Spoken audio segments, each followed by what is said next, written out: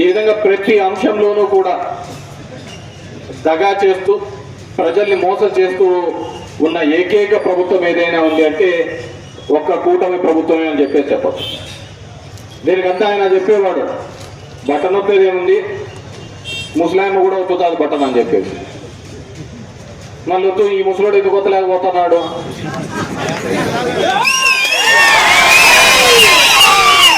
అప్పుడు వచ్చడానికి ముస్లాం కూడా ఒత్తుతుంది, బట్టన్ నొక్కడం పెద్ద కష్టమైన పనేం కాదు, అది ఏ ముస్లాం అయినా ఒత్తుతుంది. మరి ఈ ముస్లాం ఎందుకు ఒత్తలేకపోతున్నాడు?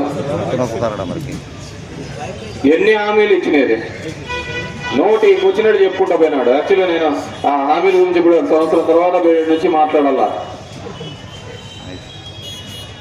పేదలకు చెయ్యాలి, చెప్పిన మాట నిలబడాలా అని చెప్పేసి మన అప్ప ఏదైనా చెప్తా అంటే సాల్ ముందు అధికారంలోకి వచ్చాదని ఈ అప్ప